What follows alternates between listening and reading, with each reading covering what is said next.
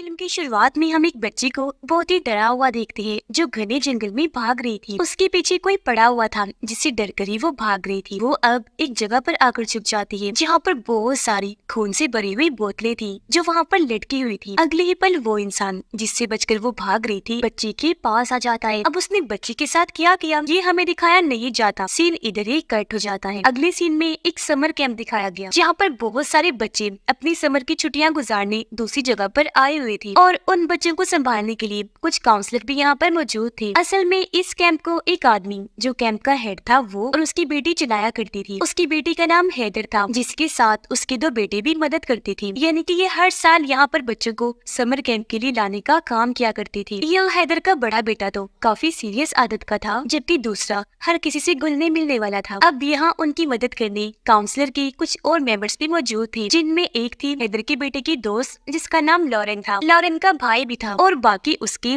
और हैदर के कुछ दोस्त थे। ये भी हर साल समर कैंप में इनकी मदद करने के लिए आया करती थी। अब आज इस समर कैंप का आखिरी दिन था। लॉरेन के भाई और उसकी दोस्त ने अपने पूरे ग्रुप के लिए एक गेम सेटअप की हुई थी जो ये रात को खेलने वाले थे। जो खेलने के बाद ये भी यहाँ से चले जाएंगे। इसलिए फिलहाल बच्चों को भेजने का फैसला किया जाता है। जिन्हें छोड़ने हैदर का बड़ा बेटा जाने वाला था वो सभी बच्चों को बस में बिठाकर उनके घर छोड़ने के लिए निकल पड़ता है। जिसके बाद कैंप के हेड यानी हैदर के डैड भी वापस अपने घर जाने लगते हैं। यहाँ हमें पता चला कि वो अपनी जवानी के वक्त से इस कैंप को चला रही है। अपनी वाइफ से भी उनकी मुलाकात यही हुई जिसके बाद जल्दी दोनों ने शादी कर ली और फिर उनकी वाइफ की मौत भी इधर ही हो गई। अब क्योंकि हैदर के डैड की उम्र काफी ज्यादा हो गई थी तो वो अपने समर कैंप वाले काम से रिटायर्ड होना चाहते थे। उन्होंने अब सारी जिम्मेदारी हैदर और उसके बच्चों को दे दी। इसलिए वो यहाँ से फिलहाल जा रहे थे और अब क्योंकि आखिरी रात थी तो काउंसलर के सारे मेंबर्स यहाँ पर मस्ती करने लगते हैं। काफी इंजॉय करने लगे। हंसी मजाक में हैदर का बेटा सबको एक नर्स की कहानी बताने लगा कि एक बार इसी कैंप में एक नर्स काम किया करती थी लेकिन वो चोरी छुप के बच्चों पर एक्सपेरिमेंट तजुर्बे करने लगी जिसमें वो बच्चों को गलत दवाइयाँ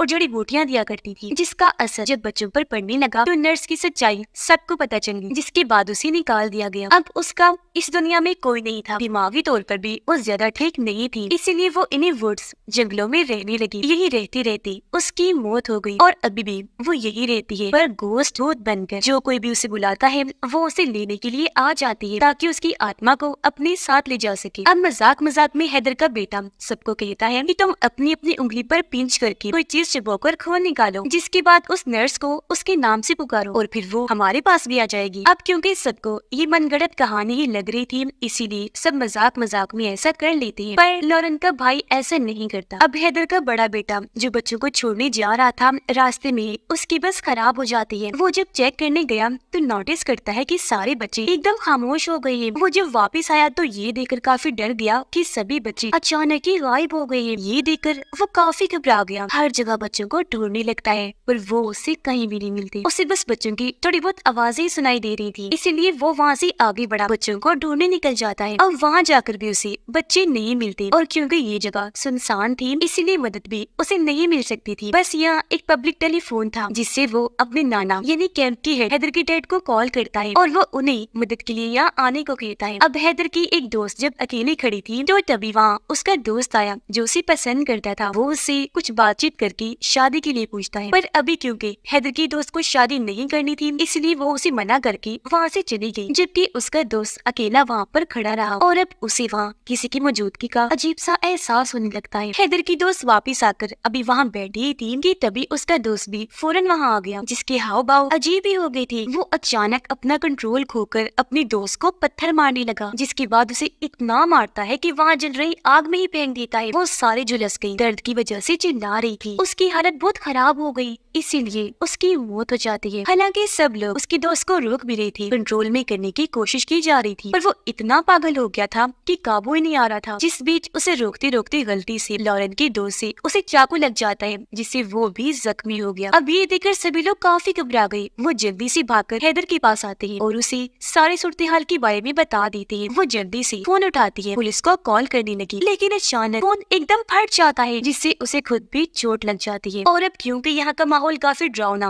और अजीब हो गया था इसलिए हैदर को भी घबराहट होने लगी। वो सब लोगों को एक साथ इकट्ठा होने का कहती है। फिर कुछ लोगों को वो अपने बाकी साथियों को लाने के लिए भेज देती है जो दूसरे कैबिन में थे। अपने छोटे छोटे बेटे को माइक, फोन या इस तरह की कोई चीज ढूंढने के लिए भेज देती है ताकि किसी से कम्युनिकेशन राब्ता करके ये मदद बुला सके। लॉरेन चली जाती है फर्स्ट एड ढूंढने, यानी कि जो लोग यहाँ पर जख्मी हुए थे उनकी मदद करने की चीजें ढूंढने वगैरह। वो जब एक कमरे में गई तो उसे यहाँ कुछ कागज मिलते हैं जो किसी के डॉक्यूमेंट्स थे। उसे ये अजीब लगे, इसीलिए वो इनको अपने पास रख लेती है ताकि हैदर के छोटे बेटे को दिखा सके, क्योंकि वही बता सकता था कि ये डॉक्यूमेंट्स किसकी है। अब लॉरेन का भाई और उसकी दोस्त जब एक जगह पर थे तो यहाँ उसकी दोस्त कुछ काम करने में मसरूफ हो जाती है, जिस बीच लॉरेन के भाई को कोई इनविजिबल यानी ना दिखने वाली ताकत डराने की कोशिश करने लगी। वो काफी घबरा गया, इस बारे में अपने दोस्त को बताता है, पर वो ये कहकर बात को टाल देती है कि यहाँ पर ऐसा कुछ नहीं, ये बस तुम्हारा वहम होगा। अब लॉरेन वो डॉक्यूमेंट्स हैदर के बेटे को लाकर दिखाती है। उसने जब चेक किया तो ये उसी नर्स के डॉक्यूमेंट्स थे, यानी कि नर्स के बारे में जो उसने बताया था वो कोई मनगढ़ंत कहानी नहीं, बिल्कुल सच था। और ये बात लॉरेन उसे कहती भी है, पर हैदर के बेटे को इस चीज पर यकीन नहीं होता। वो कहता है कि ये सब झूठ है, क्योंकि नर्स वाली बस कहानी ही है जो सिर्फ बच्चों को डराकर सुनाने के काम आती है, इसके अलावा उसकी और कोई सच्चाई नहीं। अब दोनों की ये बातें हैदर ने सुन ली थी। वो इनके पास आती है, उसे देखने से लग रहा था कि वो नर्स का नाम सुनकर काफी परेशान हो गई है। खैर अब इनके 3 साथी जब लॉरेन के भाई और उसकी दोस्त को ढूंढने जा रहे थे तो यहाँ उनका एक साथी हैदर की दोस्त से कोई उल्टी सीधी बात कह देता है, जिससे वो गुस्सा होकर उनसे अलग होकर आगे निकल जाती है। इस बात की वजह से उस लड़की के दोस्त को बहुत बुरा लगा और वो अपने उस साथी से लड़ने लगा जिसने उल्टी सीधी बात की थी। उनकी हाथापाई हो ही रही थी कि तभी इन्हें अपनी उस दोस्त के चिल्लाने की आवाज सुनाई दी। ये जब उसके पास गए चेक करने तो वहाँ के हालात बहुत बुरे थे, क्योंकि वहाँ खून से भरी हुई बहुत सारी बोतलें लटकी हुई थी और उनकी दोस्त खून में लथपथ बहुत जख्मी हालत में वहाँ पर पड़ी हुई थी। उसकी जुबान कटी हुई थी और उसकी ये हालत देखकर दोनों दोस्तों की हालत खराब हो जाती है। अब हैदर से वो लोग उसकी परेशानी की वजह पूछने लगे, इसलिए अब वो अपने बेटे और लॉरेन को अपनी कहानी बताने लगी कि बचपन में मैं भी अपने दोस्तों के साथ इस समर कैंप में आया करती थी, जहाँ एक बार मेरा भी सामना उस नर्स से हो गया। उसने मुझे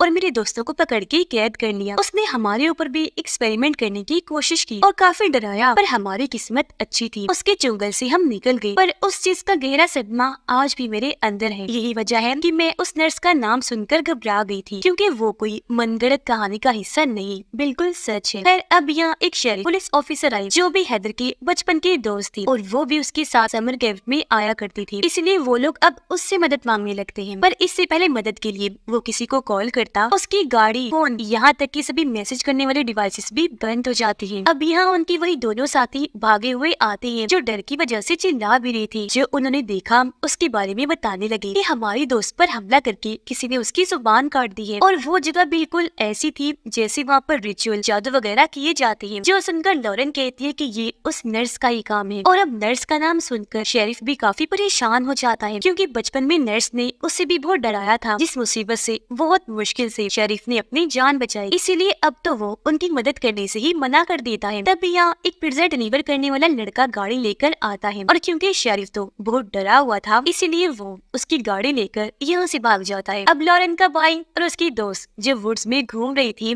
तो तभी वो यहाँ सभी बच्चों को भागता हुआ देखते हैं, जो एक जगह पर आकर जमीन खोदने लगते हैं। जैसे वहाँ का गड्ढा खुला, उसके अंदर से नर्स की आत्मा बाहर आती है जो वो होती डरावनी लग रही थी। पर यहाँ हैरत, वो लॉरेन की भाई को नजर नहीं आ रही थी, बल्कि नर्स को तो सिर्फ उसकी दोस्त ही देख पा रही। और अब वो सारे बच्चों को जो उसके कंट्रोल में थे दोनों पर हमला करने के लिए भेज देती है। बच्चे आकर लॉरेन के भाई की दोस्त को पकड़ लेते हैं, उसे इतना मारते हैं कि उसकी जान ही ले लेते हैं। ये देखकर लॉरेन का भाई काफी डर गया, जल्दी से भागकर बाकियों के पास आ जाता है, जिसके पीछे पीछे बच्चे भी यहाँ आ गए और अब वो बाकियों पर भी हमला कर देती है, जिनसे बचने के लिए वो सब एक दूसरे कैबिन में आकर छुप जाते हैं। अब यहाँ पर सभी जो काफी घबराए हुए थे आपस में ये बहस करने लगते हैं। हैदर सबको बताती है कि नर्स को जिंदगी चाहिए, क्योंकि उसे इमॉर्टल अमर होना है, यानी वो फिर कभी भी नहीं मर सकेगी। इसीलिए अब वो हमें मार कर हमारी आत्माओं को लेकर ही रहेगी और वो तब तक नहीं रुकेगी जब तक वो लोग नहीं मर जाते जिन्होंने उसे हेल यानी जहन्नुम में भेजा था। और ये शायद वो लोग भी हो सकते हैं जिन्होंने उसे बुलाया होगा, यानी कि इन लोगों ने शुरुआत में पिंच करके खून करने वाला जो रिचुअल किया था, नर्स को बुलाने के लिए वो काम कर गया। इनकी पुकार सुनकर वो आ ही गई। अब तभी लॉरेन का दोस्त एक प्लान बनाता है कि मैं इन सब बच्चों को जो फिलहाल नर्स के कंट्रोल में हैं, इन्हें अपने पीछे लगाकर एक कैबिन में ले जाऊंगा और जब सारे बच्चे कैबिन के अंदर चले जाएंगे तो मैं दरवाजे को बंद करके लॉक कर दूंगा, जिससे सारे बच्चे अंदर ही कैद हो जाएंगे। पूरी रात बच्चों को हम वही बंद रखेंगे, फिर अगली सुबह जैसी होगी बच्चे बिल्कुल सही अपने नॉर्मल हालत में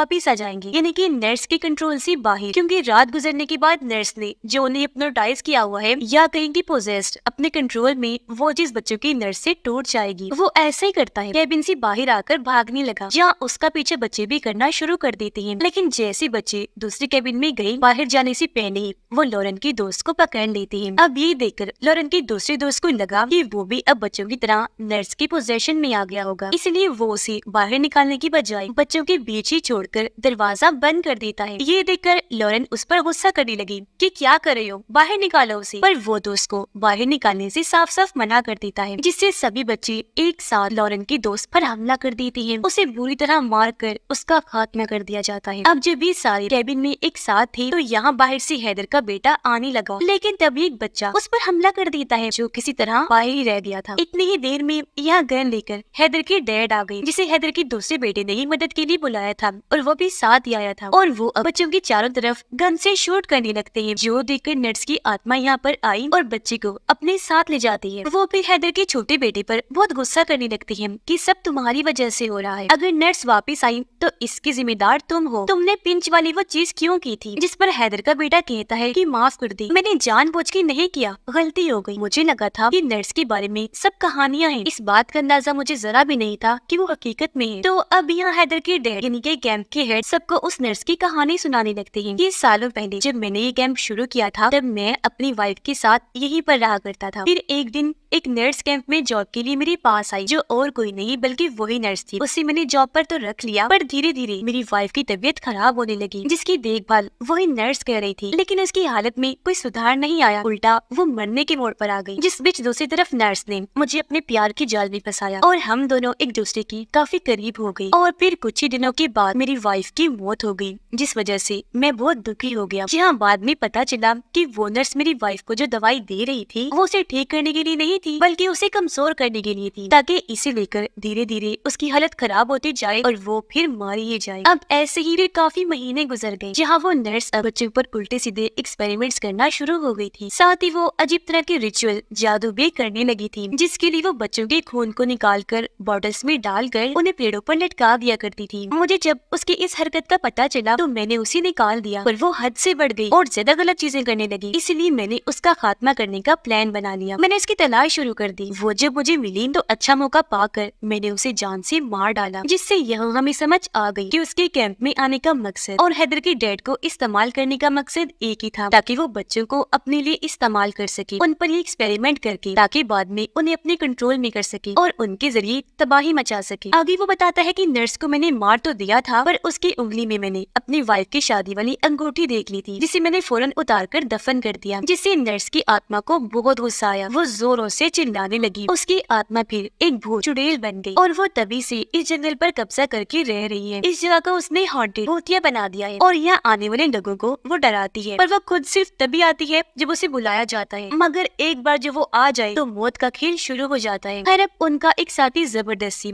लॉरेन के भाई को एक जगह पर लेकर गया। वो उसे पेड़ से बांधकर हाथ पर कट लगाकर जबरदस्ती उसके मुंह से नर्स का नाम बुलवाता है, ताकि नर्स जब यहाँ आए तो वो लॉरेन के भाई की आत्मा को अपने साथ ले जाए, यानी उसकी कुर्बानी हो जाए और उनका ये साथी बच जाए, यानी कि वो यहाँ अपनी जान बचाने के लिए लॉरेन के भाई की बलि दे रहा था। ऐसा करने के बाद वो वहाँ से भागा और जल्दी से गाड़ी की तरफ जाने लगता है, लेकिन तभी यहाँ एक पोजेस्ड बच्चा आकर पेट्रोल उस पर डालकर आग लगा देता है। ये देखकर सभी लोग वहाँ पर आए, लेकिन वो काफी जल गया था पर जिंदा था। यह लॉरेन उसे अपने भाई के बारे में पूछती है कि वो कहाँ पर है, लेकिन यहाँ वो सच नहीं बताता कि मैं उसे पेड़ से बांध कर आया हूँ, बल्कि वो लॉरेन से अजीब तरह की हरकतें करने लगा, जिससे उसे इतना गुस्सा आया कि वो उसे पीटने लगती है, इतना मारती है कि उसकी जान ही ले लेती है। सारे लोग नर्स से छुटकारा हासिल करने के बारे में सोच रहे होते हैं। अब कि मुझे नर्स कहीं भी नहीं दिखी। लॉरेन ने जब इसकी वजह पूछी तो वो बताता है कि मुझे उसके ना दिखने की वजह ये हो सकती है कि मैंने शुरुआत वाले रिचुअल में हिस्सा नहीं लिया, यानी पिंच करके मैंने अपना खून नहीं निकाला था। मेरे साथ साथ हैदर, उसके डैड और उसके बेटे ने भी नर्स को नहीं बुलाया, इस रिचुअल में हिस्सा नहीं लिया, तो वो उनको भी दिखाई नहीं दे रही थी। खैर अब वो लोग एक साथ रहकर उसे लड़ने का फैसला करते हैं और बाकी लोग जो रिचुअल का हिस्सा नहीं थे वो भी पिंच करके रिचुअल कर लेते हैं और इस चीज का हिस्सा बन जाते हैं। और वो लोग दिमाग लगाते हैं, सोचने लगे कि अभी अगर नर्स हम पर जिस्मानी हमले कर रही है तो इसका मतलब है कि अभी वो इंसानी रूप में है और यही सही वक्त और मौका है उसे खत्म करने। अब हैदर और उसके डैड अलग जाते हैं, जबकि बाकी बाकी लोग अलग जाते हैं नर्स को ढूंढने के लिए। अब उन तीनों को लॉरेन के भाई के चिल्लाने की आवाज सुनाई देती है। आवाज का पीछे करते हुए हैदर का बेटा जैसे जगह पर आया, पता चला कि वो लॉरेन का भाई है ही नहीं, बल्कि वो तो नर्स थी जिसने लॉरेन के भाई का बस रूप लिया हुआ था और वो हैदर की बेटी का गला काट कर वहाँ से भाग जाती है, यानी कि वो दूसरे लोगों का रूप भी नहीं सकती है। उसका कटा हुआ गला देखकर हैदर का दूसरा बेटा और लॉरेन आकर उसे संभालती है, पर उसका बहुत खून बह चुका था, इसलिए उनके हाथों में ही वो दम तोड़ देता है, जो देखकर दोनों को ही बहुत दुख लगता है। उधर नर्स आकर हैदर को पकड़ लेती है, जिसे अब हैदर की डैड आकर रोकते हैं, उस पर गन तान के खड़े हो जाते हैं। असल में ये उन्होंने